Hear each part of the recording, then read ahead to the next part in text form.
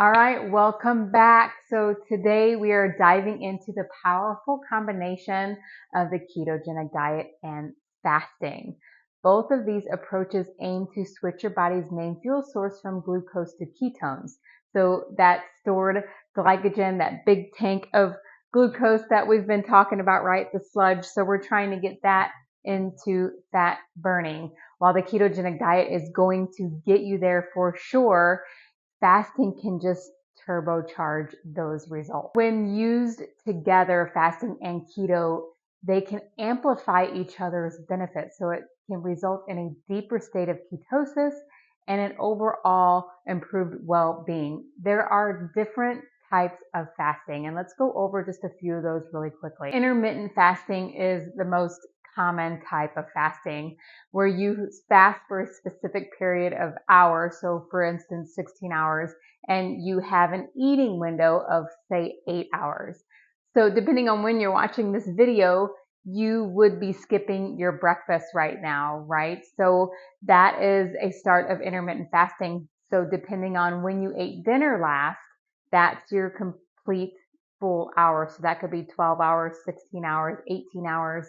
And then when you break your fast, when you eat something, is when you start your eating window per se. Another type of fasting is extended fasting, where you are fasting for longer than 24 hours.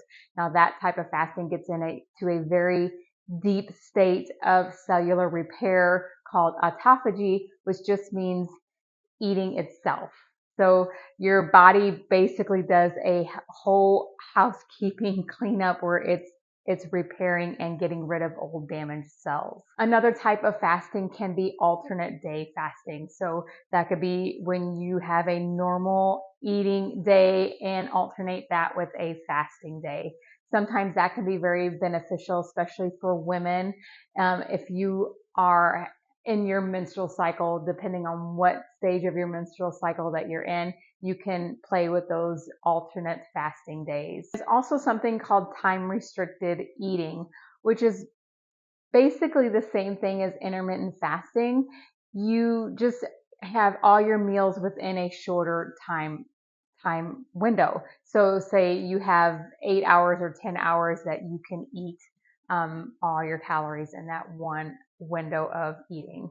Starting to fast, and I think it's very critical or crucial to become fat adapted first, which is what we've been doing on this ketogenic diet, is getting your body fat adapted and getting used to burning fat for fuel. Because if you haven't been fat adapted yet, it's going to be very challenging for you to just all of a sudden stop eating if you still have those cravings and blood sugar dysregulation and all that. It's going to be very hard to adhere to not eating. When you are fat adapted, you have stable blood sugars.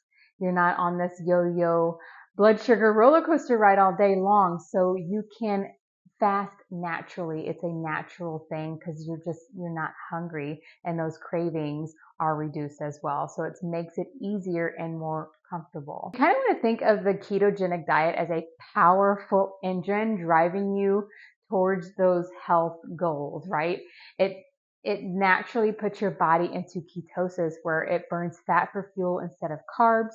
And then intermittent fasting is like adding a turbo boost to that engine. It can speed up your progress, enhance those health benefits, give your body time to rest and digest your food and go through that cellular repair process. So again, depending on when you're watching this video, if you've already skipped your breakfast for today, I want you, again, listen to your body.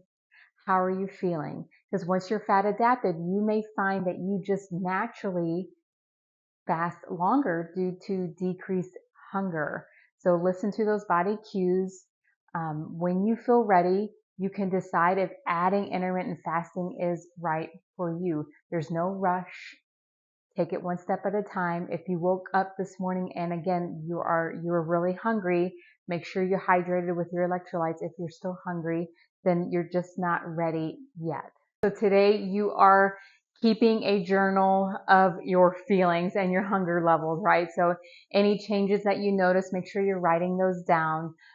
This will help you understand your body's signals and how you are progressing, okay? Remember, the goal is to find what works best for you and your lifestyle. There is no one size fits all approach.